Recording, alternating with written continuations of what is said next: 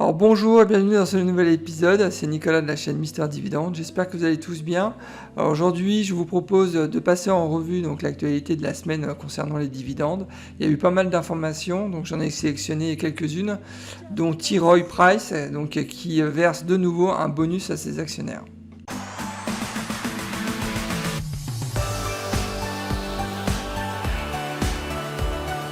Alors au sommaire de cet épisode, donc on va passer en revue donc FedEx qui vient d'annoncer une hausse de son dividende annuel de 15%. T. Rowe Price donc, qui vient d'annoncer aussi un bonus, donc un dividende spécial qui sera versé donc en juillet, donc à hauteur de $3 par titre. Donc ça, bien évidemment, ce spécial dividende, ça vient en plus du dividende trimestriel. Et enfin, National Fuel Gas, donc, qui vient d'annoncer une nouvelle hausse de son dividende de 2,2%. Sur ma chaîne Mister Dividende, je vous montre comment j'ai réussi à gagner $300 par mois de revenus passifs grâce à mon portefeuille d'actions à dividendes croissants. Alors n'attendez pas, abonnez-vous, c'est entièrement gratuit et bien évidemment si le contenu de la vidéo vous plaît, vous pouvez aussi liker la vidéo. Alors commençons par FedEx, donc symbole FDX du secteur industriel, plus précisément du transport. Donc pour ceux qui ne connaissent pas FedEx, c'est un des concurrents par exemple d'UPS ou de DHL, société américaine, donc qui le 14 juin 2021 a annoncé donc un nouveau coupon à $0,75. Précédemment le coupon était à 0,65, donc ça nous fait une hausse de 15%. Il faut savoir qu'actuellement le rendement du dividende est à 1,04%. Le titre se négocie actuellement autour de $290 et donc nous avons une capitalisation boursière donc de 78 milliards de dollars. Alors si on jette un coup d'œil sur le titre, on constate qu'actuellement le rendement est en ligne avec sa moyenne sur 5 ans, donc c'est plutôt un point positif. Le PER il est légèrement supérieur à sa moyenne sur 5 ans, bon c'est vraiment léger, hein. Le PER actuel de FedEx est à 15, sa moyenne des 5 dernières années était à 14,3, donc très clairement c'est pas des points bloquants en tous les cas pour se positionner sur ce titre. L'info aussi complémentaire, il faut savoir que le PER de FedEx est vraiment en deçà du PER du secteur industriel aux États-Unis, puisque le PER du secteur est à 22,2, donc il y a un gros gap. Donc si on s'arrêtait donc à une analyse simpliste du titre, on pourrait dire dans un premier temps que le prix est correctement pricé donc, par le marché. Alors si on jette un coup d'œil sur l'historique du cours, on s'aperçoit qu'en 10 ans donc, le cours donc, a pris 240%, donc c'est vraiment une très belle performance avec évidemment à partir de 2020 jusqu'à présent une hausse vraiment très importante en fait du titre, donc ce qui est expliqué principalement par le boom en fait du commerce en ligne pendant le Covid.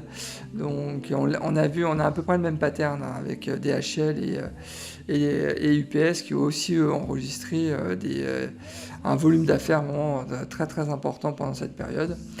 À savoir aussi que jusqu'à présent donc, il y a eu 5 splits d'actions concernant donc FedEx. Le premier split a eu lieu donc en 78, donc ça date, et le dernier donc en 99, donc avec un ratio de 2:1.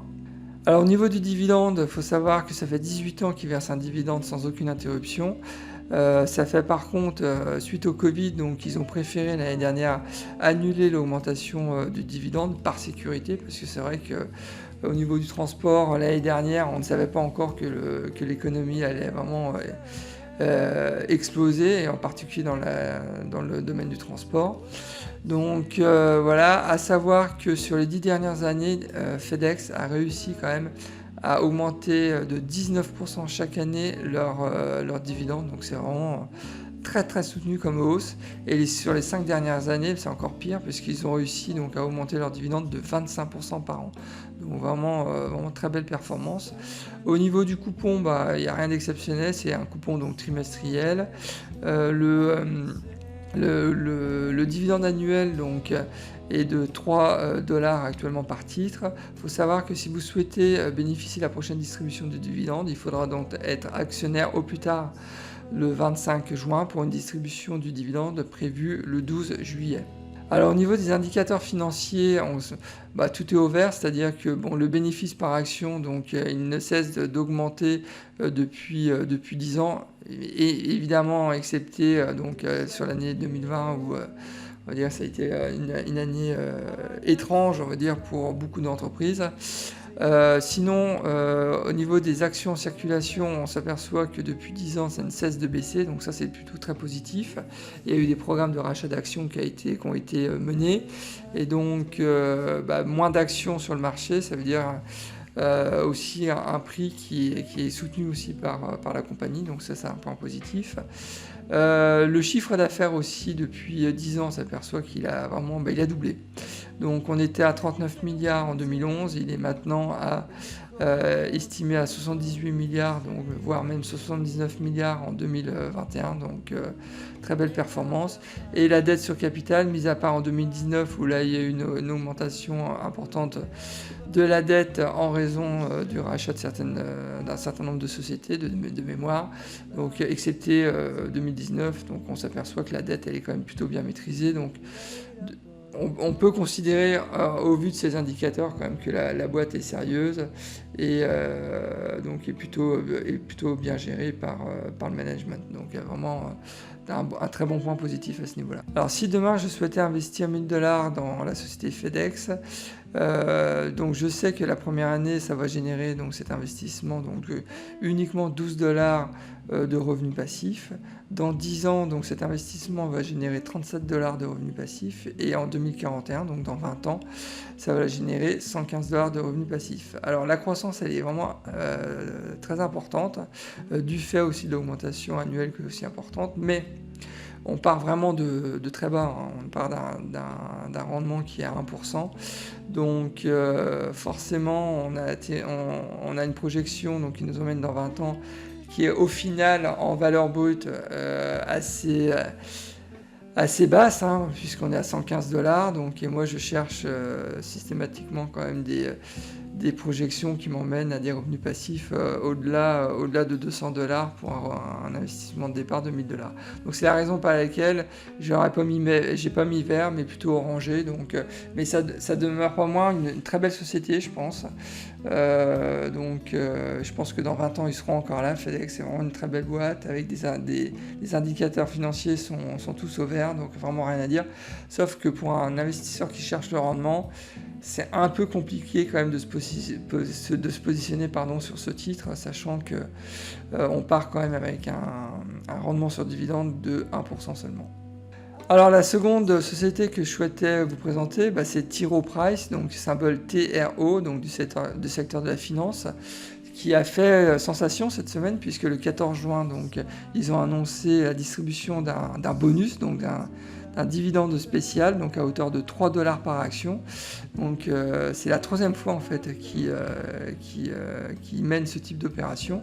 Donc évidemment, hein, je le répète, hein, ce dividende spécial, ça vient en plus de la distribution trimestrielle du dividende. Donc là, il y a vraiment une récompense des actionnaires qui est, à mon avis, saluée aussi par les marchés financiers. Alors, à savoir qu'actuellement, le rendement sur dividende est à 2,25. Le prix se négocie autour de 192 $. Et donc, on est sur une capitalisation boursière de 44 milliards $. Alors, si on jette un coup d'œil sur le titre, on constate qu'actuellement, le rendement du dividende est inférieur de 18% par rapport à sa moyenne sur 5 ans.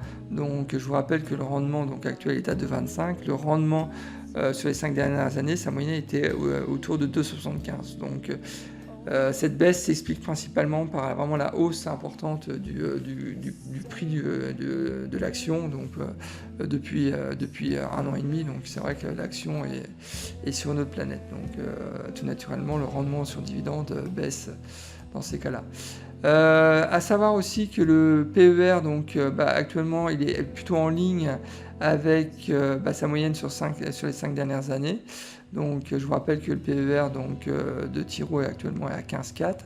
Alors si on le compare par contre au PER du secteur financier aux États-Unis, on constate quand même que le PER de T. Rowe il est quand même légèrement supérieur au PER du secteur, puisque le PER du secteur est à 12,7. Donc Est-ce que c'est un point bloquant? Non, j'ai envie de dire. La qualité, ça se paie.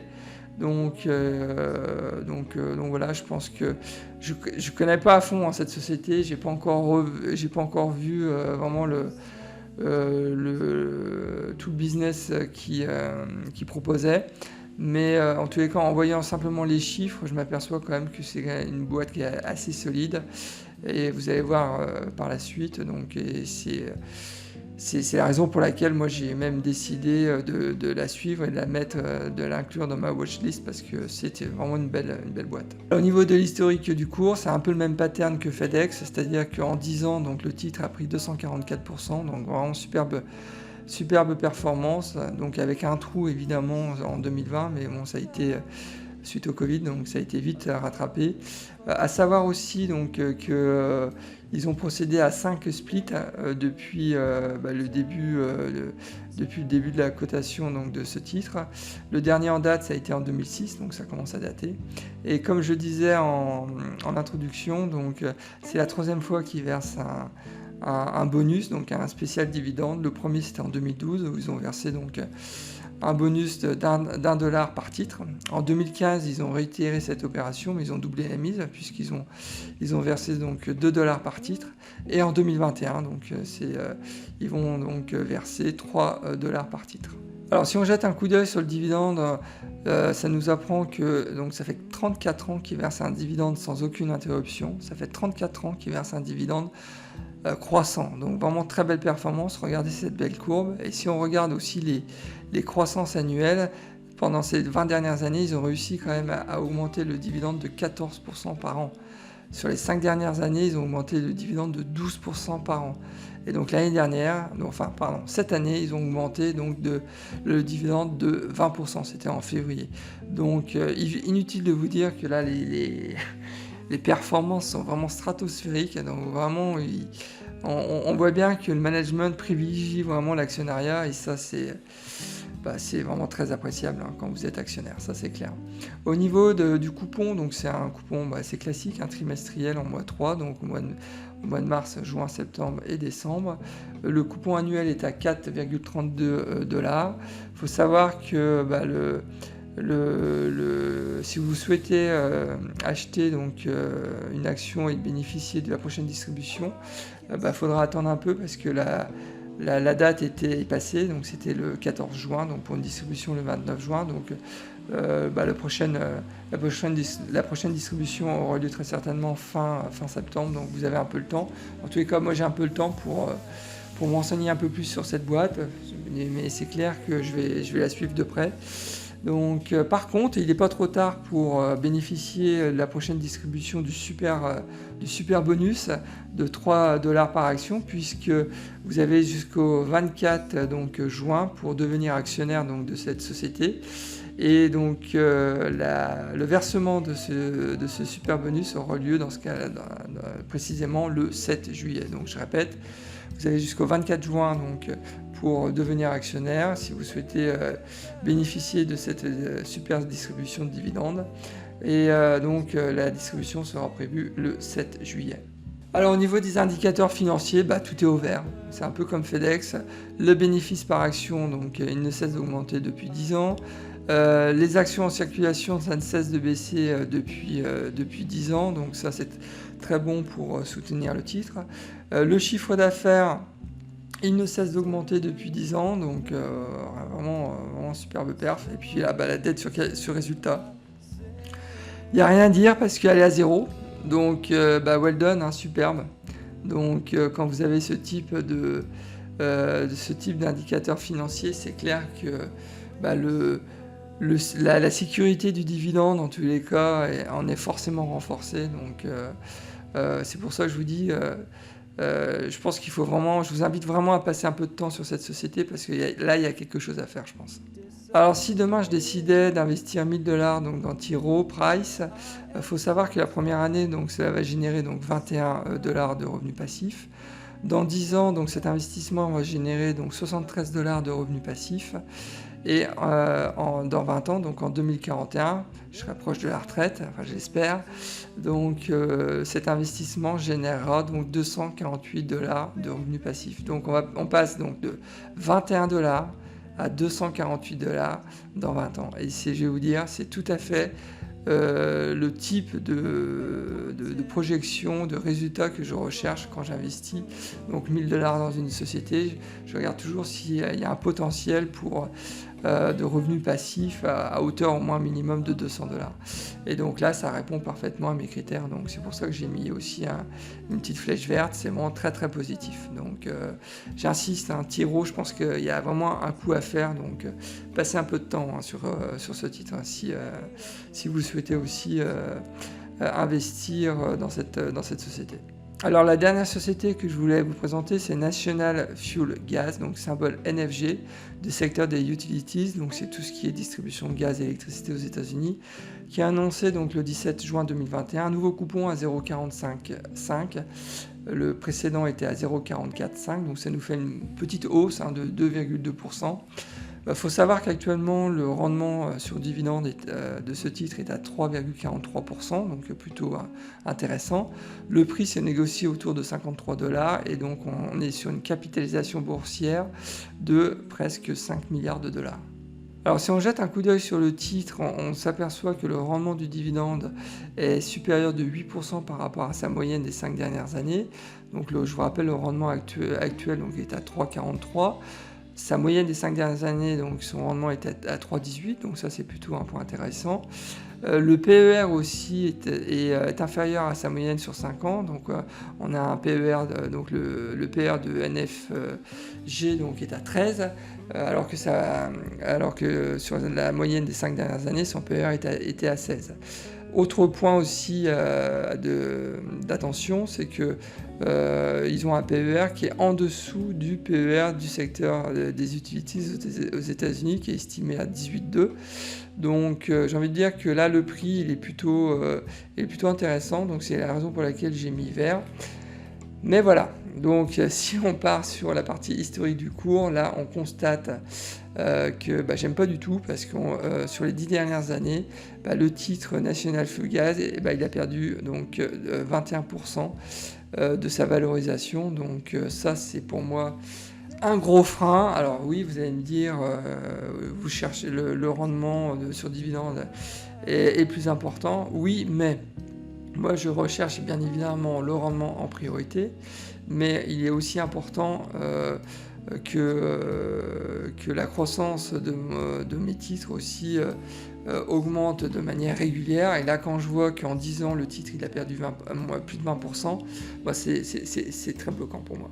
Donc c'est la raison pour laquelle c'est un red flag, très clairement. Donc là, je ne pourrais pas demain investir dans cette société, sachant qu'il peut encore perdre sur les prochaines années 20%, donc ça me dérange. Même si je sais bien qu'il faudra que je réintègre aussi les dividendes dans ce calcul, mais même avec ça me dérange. Donc voilà, à savoir que National Fuel Gas a splitté déjà à 4 reprises son titre. La dernière en date, ça commence à être long, c'était en 2001, donc, où ils ont splitté le titre avec un ratio de 2 points. Alors la force de National Fuel Gas, c'est bien évidemment le dividende, où on constate que ça fait 50 ans qu'ils versent un dividende sans aucune interruption. Ça fait 50 ans qu'ils augmentent leurs dividendes tous les ans. Donc la super performance, et qu'est-ce que ça veut dire 50 ans ? Ça veut dire qu'ils font partie du club très fermé des Kings. Donc vraiment bravo pour cette société, donc vraiment fantastique. Regardez cette belle courbe, très régulière. Sur les 20 dernières années, ils ont augmenté leurs dividendes de 3%. Si on jette un coup d'œil sur les 5 dernières années, l'augmentation du dividende par an a été de 2%. Donc bon, là, vraiment rien à dire, superbe performance. Au niveau du coupon, c'est un coupon trimestriel en mois 1, donc en janvier, avril, juillet et octobre. À savoir que le coupon annuel actuellement est à 1,82 $ par titre. Et donc si vous souhaitez bénéficier de la prochaine distribution du dividende, il faudra donc être actionnaire de National Fuel Gas, donc au plus tard le 29 juin. sachant que la distribution du dividende est prévue le 15 juillet. Alors si on jette un coup d'œil sur les indicateurs financiers, je suis assez partagé, hein. Le bénéfice par action, on va dire qu'il augmente de manière régulière chaque année, donc ça c'est plutôt un point positif. Par contre, on constate que le nombre d'actions en circulation ne cesse d'augmenter depuis 10 ans, donc ça c'est pas terrible, hein.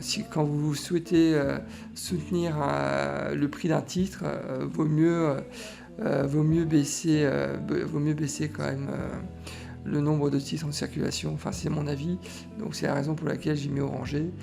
Le chiffre d'affaires, donc on ne sait pas trop où on va, on a un volume d'affaires autour de 1,5 jusqu'à 2 milliards de dollars, mais il n'y a pas de croissance, donc et moi ça me dérange. Quand il n'y a pas de croissance dans une société, le business il est certainement stable, hein, ils l'ont prouvé, ça fait 50 ans qu'ils versent un dividende, donc là il n'y a rien à dire, mais moi ce qui m'intéresse c'est aussi de voir la croissance, donc là c'est pour ça que j'ai mis orangé.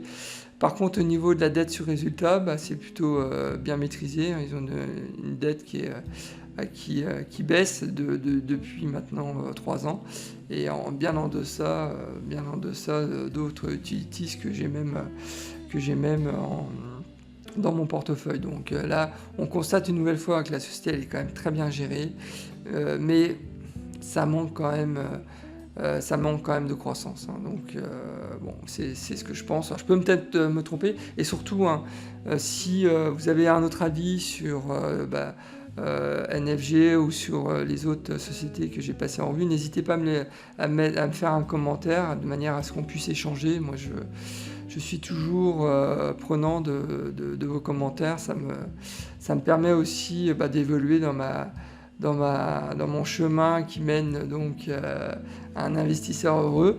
Donc n'hésitez pas surtout à laisser des commentaires, ça c'est un point important. Alors si demain je devais investir donc 1 000 $ dans National Fuel Gas, je sais que la première année donc ça va générer donc 34 $ de revenus passifs. En 2031, donc dans 10 ans, donc ça générera donc 58 $ de revenus passifs, et dans 20 ans, cet investissement générera donc 98 $ de revenus passifs. Alors la limite en fait, vous le voyez tout de suite, hein, c'est qu'on passe donc de 34 $ la première année à seulement 98 $ en 20 ans. Là très clairement c'est en dessous de tout ce que de toutes mes attentes, hein. Moi je recherche quand même des projections au-delà de 200 $. Là c'est pourquoi 98 $? C'est tout simplement la croissance annuelle des dividendes qui est trop basse, hein. Donc 2%, c'est même en dessous de l'inflation, donc c'est pour ça que j'ai mis orangé. Moi ça c'est aussi un point de vigilance à mon sens. Écoutez, on arrive à la fin de cette vidéo, j'espère que vous avez plu, hein. N'hésitez pas à la liker, à vous inscrire aussi à ma chaîne YouTube si ce n'est pas déjà fait, et je vous dis à la prochaine, et surtout bon trade, au revoir.